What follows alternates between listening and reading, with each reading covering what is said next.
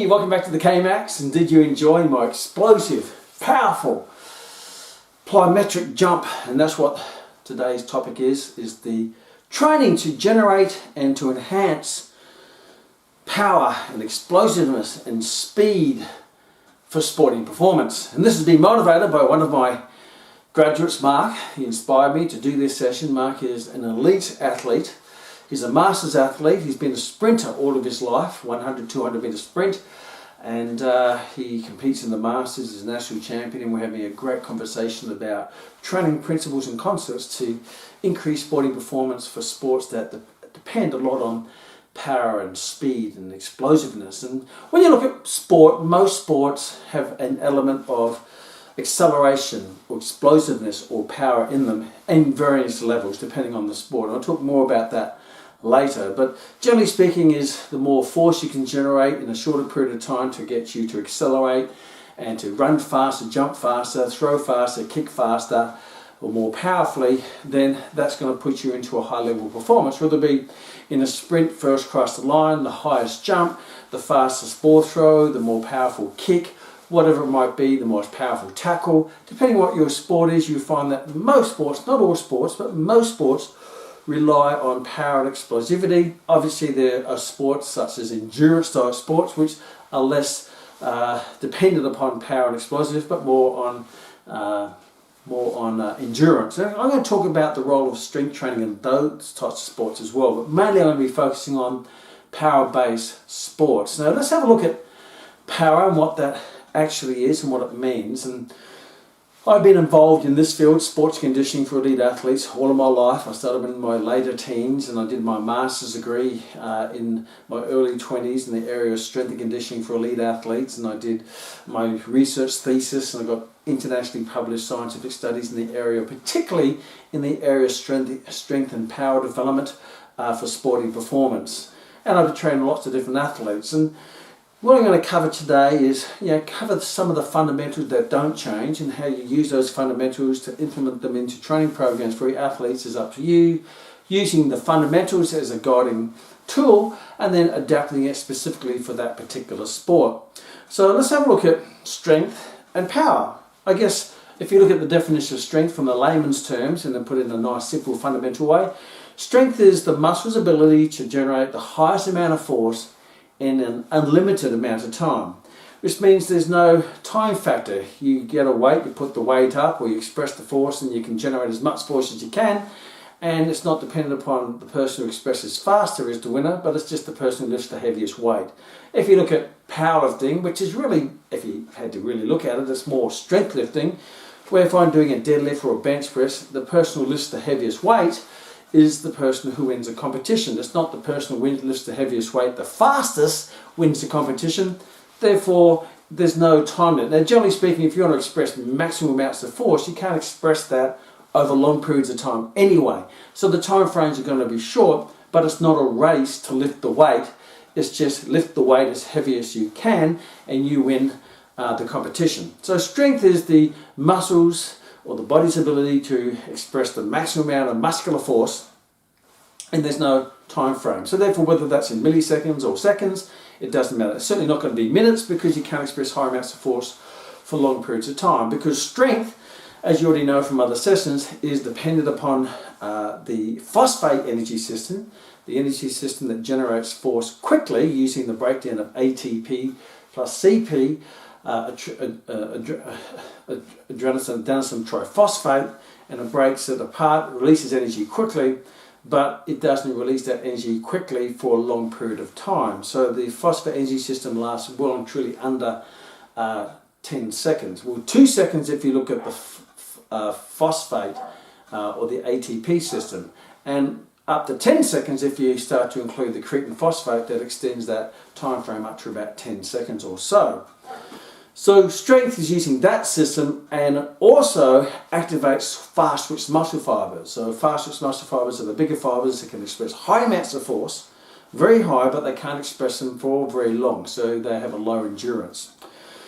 Now when you look at power on the other hand, I guess if you want to really simplify it, power is strength divided by time, or the amount of force you can generate divided by time. means the faster you can generate that force, the more powerful you are, because that will determine how fast you can move that force So strength divided by time. So now you're looking at sports that, yes, time is a factor, because the person who can express the highest amount of force in the shortest period of time will have the resultant of being the fastest or the most explosive person on the field or in the game, whatever that might be. So strength is high amounts of force, unlimited time. Power is high amounts of force in the shortest amount of time.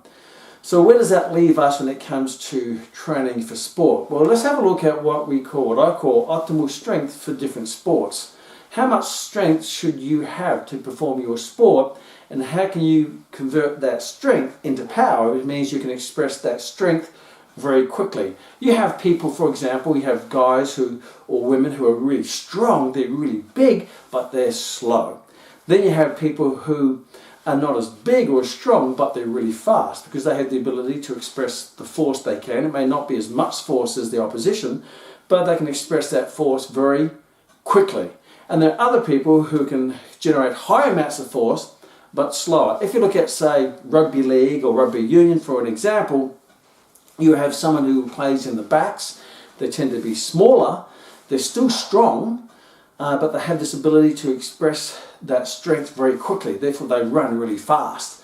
Then you have someone who's a front row forward who can express massive amounts of force. They're massive squats, and they have to be very strong in the scrum pack, in the scrum of rugby union, rugby league, but they can't express that force very quickly. So they are very strong and they're very powerful relative to the pack. They can generate high amounts of force against a heavy weight, but when they have to express that high amounts of force with a lighter weight, which is their own body weight, they don't run as fast, but they can push really hard in the pack. On the other hand, the winger, who can express high amounts of force, not as much as the front row forward player, but they can express that force very quickly, therefore they run fast. But if you put them in the forward pack where they have to express high amounts of force, maybe not quite as fast as running, but in a scrum, then they don't have that ability to do that. So I guess what I'm saying is power can be very specific to the individual position or the individual needs of the sport or the activity.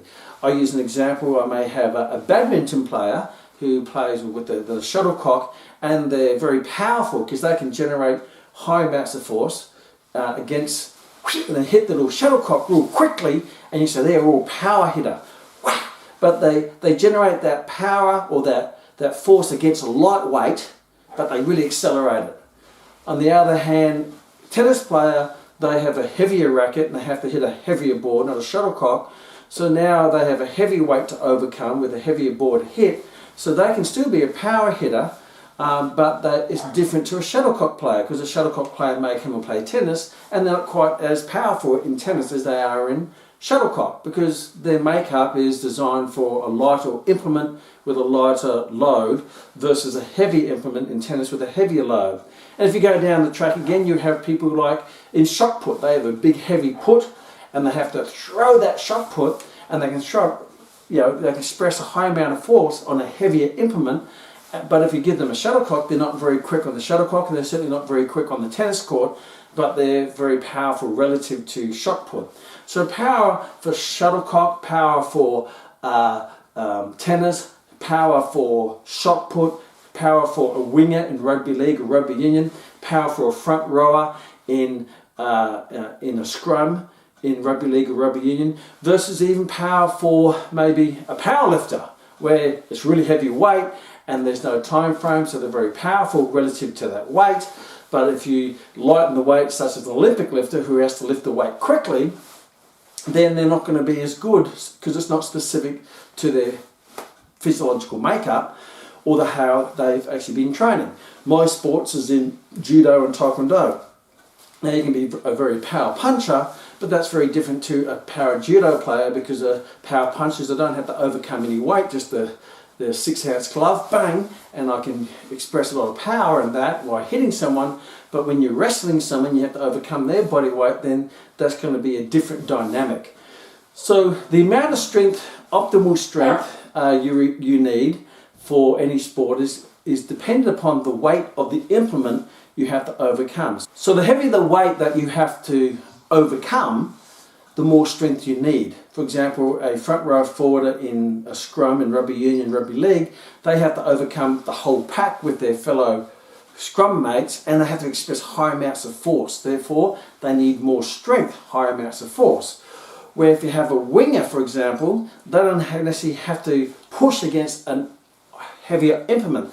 They just have to generate force relative to their own body weight to propel their body weight as fast as they can. So the amount of weight they have to propel might be 80, 90 kilograms, where a front row forward, they may have to overcome hundreds of kilograms in a scrum. I mentioned before, in Taekwondo, I just have to overcome the weight of the glove to get power in the punch. But in Judo, I have to overcome the weight of a person who's in my weight category, say 80 kilograms. So therefore, Judo requires more strength, where Taekwondo requires less strength, but I can still be powerful relative to my sport, but it's a different dynamic.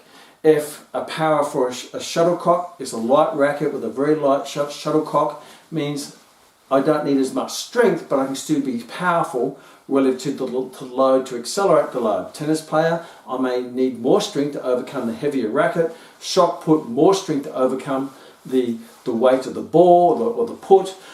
Judo, more strength, or wrestling, more strength to overcome the weight of an individual. Powerlifting, more strength to overcome the weight of an unlimited amount of weight that you can lift. With a lot of sports, the weight that you have to overcome is fairly set, whether it be a tennis racket, a shot put, an individual in wrestling, because you fight weight divisions. So therefore, the heavier the weight of the implement or the person or the object or whatever it has to be that you have to overcome, the more strength you need. And then once you develop that strength, then you have to develop the body to be able to not just overcome that load or overcome that implement, but to be able to overcome it with acceleration. And that's where specific power comes into play, is to teach the muscles not just to express force, but to express it quickly. And we call it in science the rate of force development. And some people can generate high amounts of force, but at a very low rate. And other people can express high amounts of force at a very high rate. And some people can generate lower rates of force at a very high rate, and some low rate of force at a low rate. So it's very specific to the dynamic of the individual sport. In a 100-meter sprint, you have to overcome your weight to accelerate your body weight, particularly at the start of the race, where your body's stationary, and when the gun goes, you have to carry your own body weight, which is 80, 90 kilograms depending on your weight, and you have to push through and lift that weight and push it as fast as you can to accelerate it through the blocks. And you have what we call a lot of ground contact time to do that. So you've got time to actually activate the muscles against the ground. But once you get going, the foot's in contact with the ground for every stride is a less period of time. Because as you go faster, your foot, when it starts, you start off and you push and you push and you push and push and push and push and push. And then as you get down to 30, 40 meters, you start to hit your peak speed, and your foot's only in contact with the ground for milliseconds, which means your body doesn't have, your muscles doesn't have a lot of time to express force, because it's only on the ground for a short period of time. And sometimes your muscles can't express maximal force in a shorter period of time. And some people can express high amounts of force in a shorter period of time, some less amounts of force in a shorter period of time. But you're never going to express maximum amount of force in that milliseconds. So from a 100-meter sprint, that strength, that activation of strength in an accelerative way is going to be more important at the start of the 100 meters. And that's where the individual differences in, say, 100, 200, 400, 600, where strength is more. That's why 100-meter sprinters are quite big and muscular, because they train for strength and power for that acceleration. But as you get down to 200 and 400, you find their physical stature will be less muscular, because they don't need as much strength to express force for power, because then it becomes a bit more of an endurance race. So where does that leave you as an exercise professional when you're training an athlete for their sport? Well, before you do anything, first of all, when you look at the sport, here's a nice little system. First of all, you look at the biomechanics of the sport. You look at what joint actions are occurring, what joint movements, what body positions, because you want to be able to train the body specific to that sport. And so you first of all you take that into account, look at the joints and the muscles and determine what are the joint actions, what are muscles involved. So make sure that you're developing strength and power in the right muscles, in the right body position with the right joint actions. So that's called specificity of training. And I'm not going to go deep into it, I'm just going to go through the fundamentals. So first of all, you have to make sure that your training is, in life we call it functional strength training, in sport we call it sport-specific strength training. So you want to make sure you work in the right muscles, the right joints, in the right body position, and then you can see there's some form of relation to that sporting movement where you're going to get a transfer in performance and strength and power, and eventually speed, because speed is the outcome of development of power for that sport. So that's first step, is look at the joint actions of the sport, look at it from a biomechanical point of view. Then you have to look at the sport and say, okay, what energy systems does it use? And what types of muscle fibers does it activate? So is it a sport like 100 meter sprinting, shot put, high jump, where it's really short in duration but a high expression of force over a short period of time?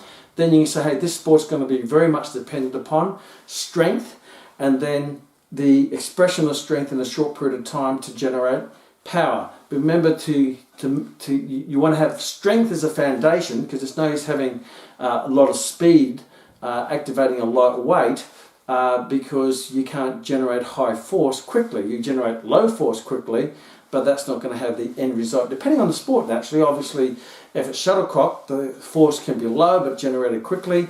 If it's shot put, you need a high amount of force. So then you look at the weight of the implement that you have to overcome. So the heavier the weight you have to overcome to express strength and force rapidly to, then the stronger you're going to have to become to express that force.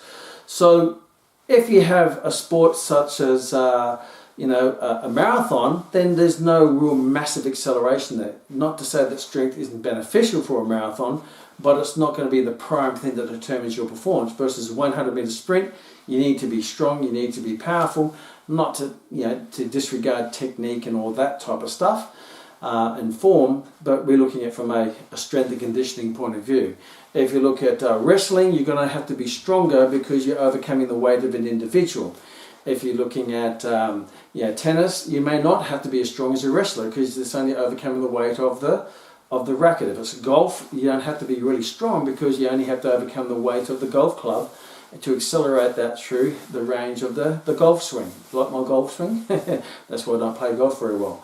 And the weight of the ball. So generally speaking, the heavier the implement you have to overcome, the more strength you need, and then you convert that strength into power by expressing that strength quickly. So there's a good ballpark. So the lower the load, the lower the implement, the less strength you need, so you don't focus too much on strength. But don't get me wrong, strength training is really beneficial for all sports, even in the sports that have light weight to overcome, light implements to overcome, because the repetition and the main point for strength training, even though I do strength training for Taekwondo, which is not as essential, but I do it because what it does to it builds my strength and stability around the joints, so I can do the training without suffering from overuse, repetitive strain injuries, and to keep the joints nice and safe. So even if you're a long distance runner, strength training is highly advised, or a triathlon, or those endurance events where it's a low weighted implement over a long period of time, strength training is going to be very beneficial in terms of stabilizing and strengthening the joints to withstand the repetition and the volume of training from doing your actual sport, the distance of running and the number of repetitions that you do in your actual sport itself. And sometimes in the sport, whether it be marathon running, whatever, it may come down to a sprint to the finish. So you've got to be fit enough to get to that position, but your strength may be beneficial in maybe accelerating up a hill to break away from the pack, or a sprint to the finish to win the race. So there will be times where strength will be beneficial, particularly in those moments during the race to break the pack apart, or moments at the end to sprint to the end to finish the race. On the other end of the scale, you have sports which are very much dependent upon strength, Olympic lifting, powerlifting. If you're any sport that requires explosivity, such as wrestling, judo, boxing. Boxing, again, you don't have to be a muscle-bound bodybuilder because you're only using the weight of the glove, and you want to, and sometimes boxers can put on too much muscle, and that has occurred where they tend to lose their fitness and conditioning and endurance because their weight to power ratio is reduced because they put on too much weight. That reduces their ability to express that weight or express that force quickly. So it can be a fine line. Very rarely is that the case, because a lot of the time the body never gets too big unless you take maybe some added Weet-Bix in your diet. So how do you train someone like that? Well, first of all sports need a good foundation of strength. So strength training in a controlled manner is very beneficial for all sports. But how far you take that strength is dependent upon the sport. So the optimal level of strength for any sport is that level of strength that you need to achieve where any further increases in strength will not increase your performance. So that point where any further increases in strength will not increase your performance. So how much strength does a badminton player? How much does a rugby league player? And sometimes there's very individual depending on how they play the game as well, and their basic genetics and their physiology and their biomechanics. And you as a exercise professional or a strength and conditioning coach, you have to make that judgment. It says, do I keep pushing down this path of getting them stronger? And would that actually transfer into increasing their performance, whether it be speed or swinging the racket or throwing the ball or kicking the ball? And if you go past that, then you're really using that energy in the wrong position or the wrong place. We can use that energy for other aspects of their game. But the higher the weight of the implement they have to overcome, the higher strength they need. So you have to make that. And there's different positions in different games, whether it be football or whether it be basketball, whatever it might be, based on their individual genetics and how they play the game. They may be a physical player, they might be more of a speed player where they don't like a lot of contact, but they're like a flyer. And other players need to be in the middle of things, they need a bit more strength, and that's something for you to evaluate yourself.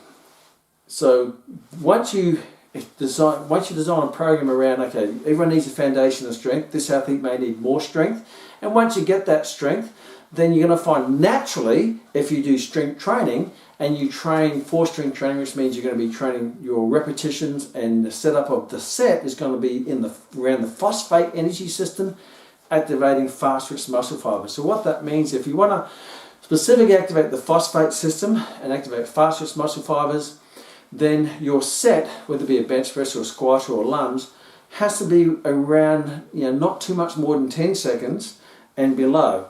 And obviously, depending on their training experience, is how heavy you make the weight to fatigue them, volitional failure, or fatigue them, or their best effort to fatigue, or when they can't do any more when it comes to repetitions. And that's going to be anywhere between 1 to maybe 6 repetitions, because 6 repetitions are going to take you around about 10, 11, 12 seconds. So you're still within that phosphate energy system, which is the energy system that generates energy quickly to activate your fast-twitch muscle fibers. And remember, fast-twitch muscle fibers are more activated in that phosphate energy system range.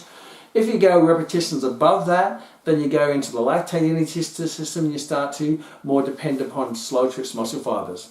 So yes, you go down to 1, but you wouldn't start at 1 because that's going to put a high amount of stress on the joints and the body and the nervous system, particularly if you're not conditioned. So you may start up in the 10 repetitions and work your way down in that range of anywhere between 3 to 6 repetitions, which is a good rep range for an experienced lifter to work, and try to increase the weight that you're lifting for those repetitions in that repetition range. And then you're going to be generating strength in the phosphate system, activating fast-twitch muscle fibers, because in that range you're still going to be activating fast-twitch. So if you stimulate the fast-twitch muscle fibers, that will also transfer into expressing force quickly, because your fast-twitch fibers become more conditioned. Therefore, there's going to be a crossover. And in my literature review back in my days of doing research, is every strength training program also had an increase in strength, but you also had an corresponding increase in power and speed as a consequence of that.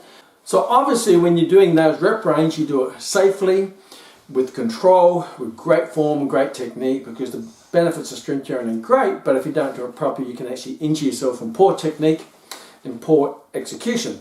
And make sure you use exercises which are compound nature, because most sporting events, if not all sporting events, are very compound movements. Things like squats, deadlifts, chin-ups, rows, bench presses, dips, lunges. Those are going to be the best exercises because they're full body, they activate all the nervous system, to drive all the muscles, to activate the hormonal system in a very functional, compound, specific way to sport, because sport is very multi-joint movement. So you want to train the body in a multi-joint movement rather than in an isolated way. So don't break up the body into little bits and do lots of different exercises.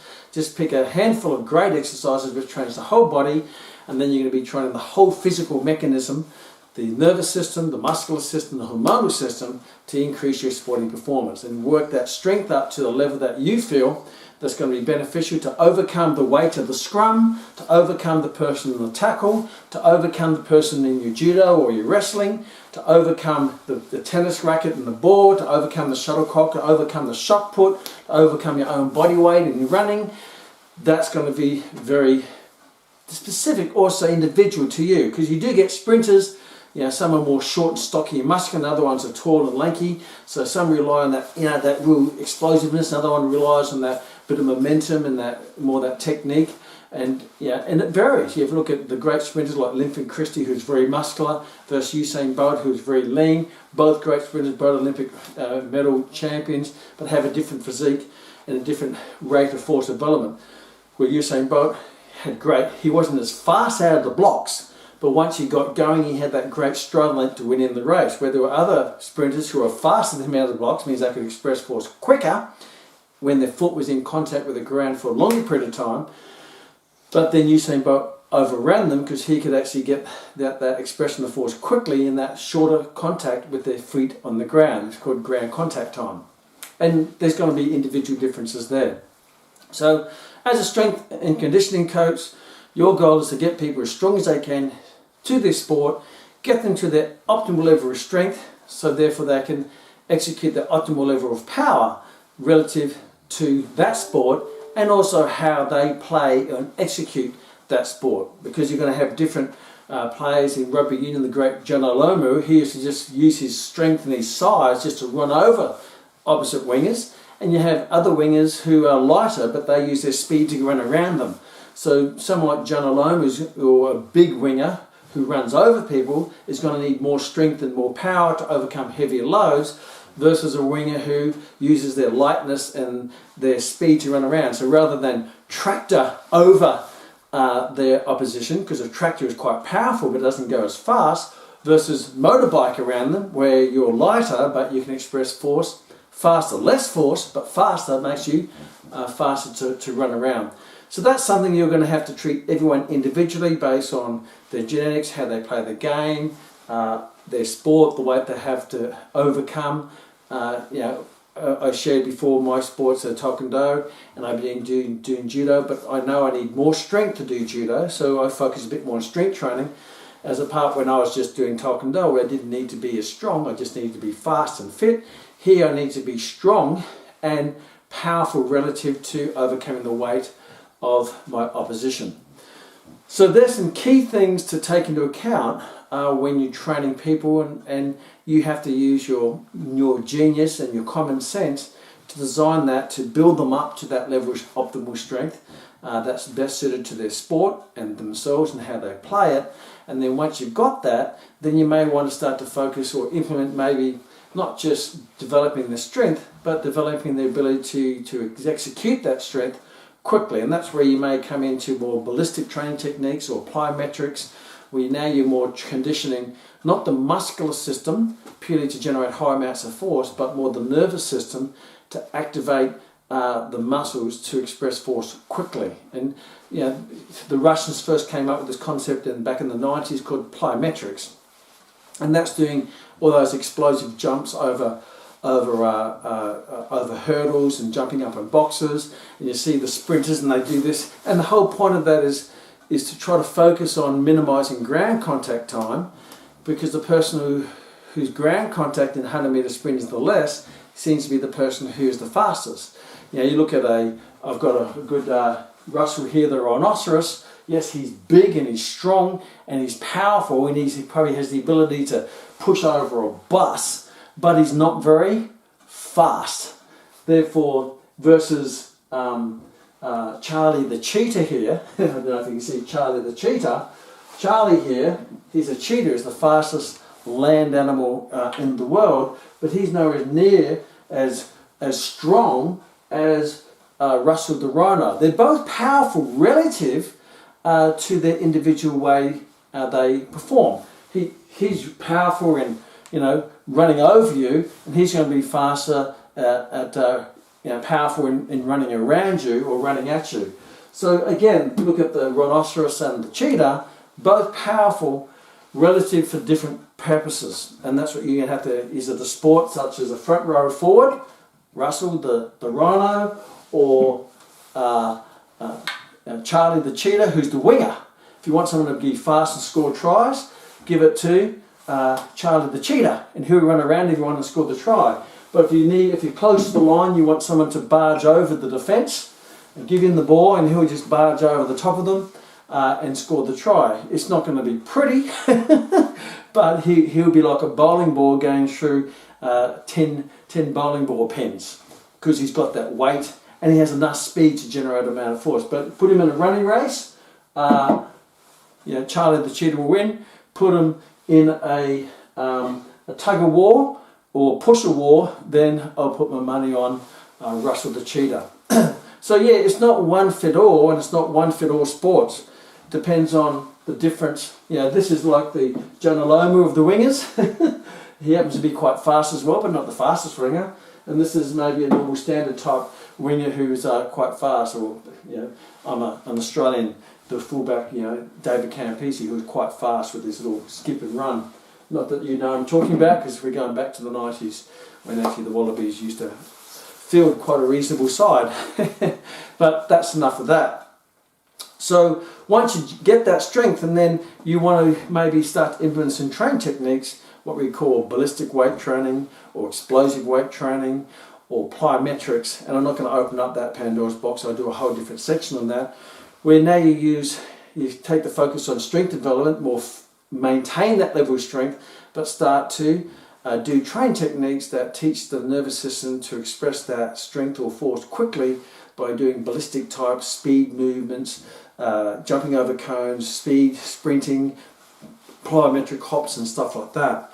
And that would be probably better use of your time, because they may have reached their optimal level of strength, but a further increase in strength won't necessarily give you an increase in performance, where you may want to focus more on developing that strength and converting it into power and speed. And one of the reasons why you will still get increases in speed and strength in a normal strength training program is because it's not necessarily that the weight's going quickly, but it's more because the intent of the muscle is quickly, or the intent of the neural drive of the nervous system is quickly.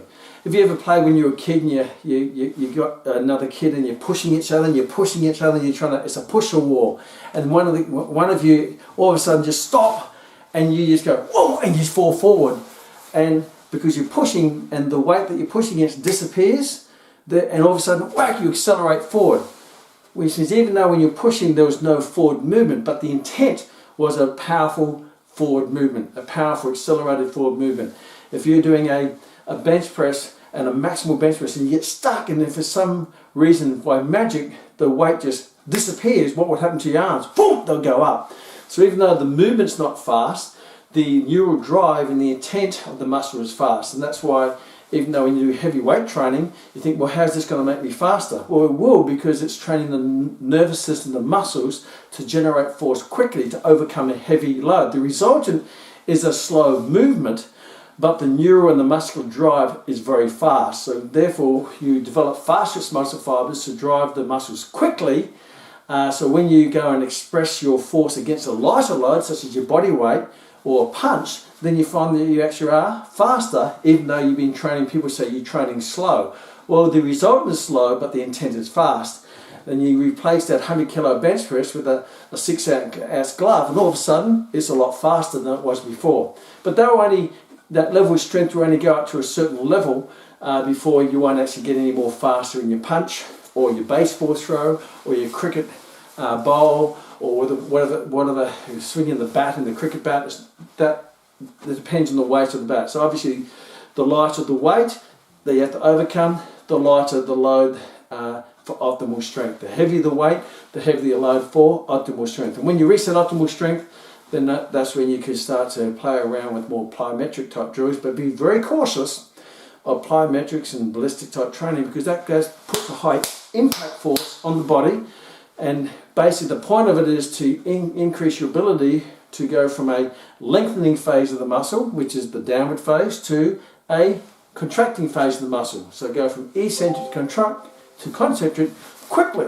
So someone who has very high ballistic strength or plyometric strength, they have what we call a high or more effective myostatic reflex or a stretch reflex, where the muscle's ability to lengthen and shorten is really quick, which makes you explosive. Where someone like Russell the Rhino, yeah, it's going to be slower because they don't have that fast neural drive as, say, Charlie the cheetah, who's quite explosive and like springs like a cat rather than drives like a rhino. But you can, no matter what you are, you can make the rhino faster, even if they're not genetically bound to be like a cheetah. You can make them faster. So even if you have someone who's built and solid and they're really high strength, you can make them faster, whether it be a front row forward or whether it be a shock putter. You can still make them faster relative to them, but you may not be able to, no matter how much training you do, you may not be able to turn a donkey into a stallion, because that's their genetics. Donkeys are good for carrying weight for long periods of time, and stallions are probably better for faster races.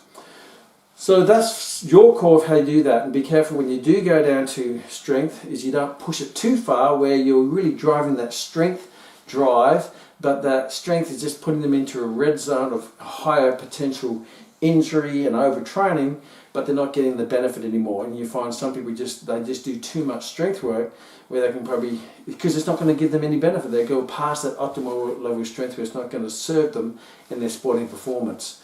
So sometimes people go too far, and strength trainers do that a lot because that's what we do, it's like when you've got a hammer, everything needs banging, right? When you've got a paintbrush, everything needs painting. When you're strength training, everyone needs strength, so we get on that strength bandwagon. But you've got to be cautious, and I've been there myself in my younger days, where I spent too much time trying to get people stronger, when actually it ended up being detrimental, because it was taking their training time away from things that would actually improve themselves, and sometimes I overtrain them in the gym, where they should be spending that time on the court or the field or the pool or whatever it might be. So too much of anything is not a good thing. And be careful when you go into the plyometric side, because a lot of these sports, whether it be basketball or netball or football, there's lots of plyometric moves anyway. The whole sport is plyometric, running around a tennis court, changing direction.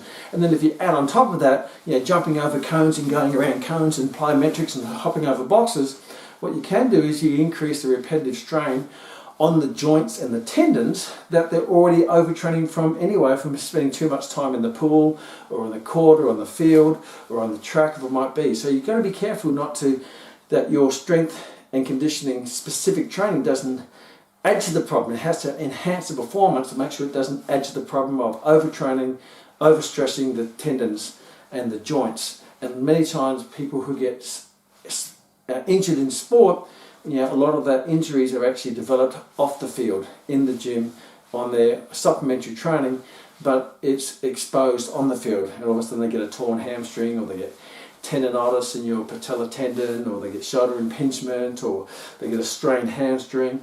And many times I see athletes go down, and I think, well, are they going down because that sporting event, or they're training off the track or off the field or out of the pool?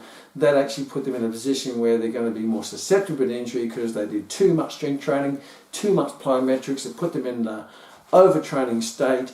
They went way past their optimal level of strength or power for their sport, and they just put themselves they just worn the injured out. And when they get them onto the track and they really express a high amounts of force with high adrenaline, then those weaknesses are exposed that have been created off the field. So be careful that sport-specific conditioning and strength training doesn't lead to sport-specific injuries.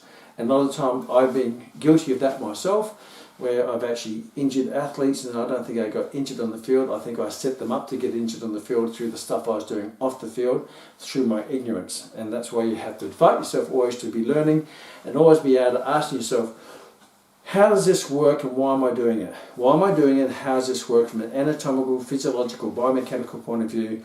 And how is this going to transfer in the performance? And how can I measure if it's working? And if it's not working and you feel that maybe it's detrimental, then you may have to change your approach. So use your common sense, and just remember, sports conditioning, specific sports conditioning training can be great, but it can also injure your athlete, and an injured athlete is not performing on any sports field anyway. See you in the next Kmax.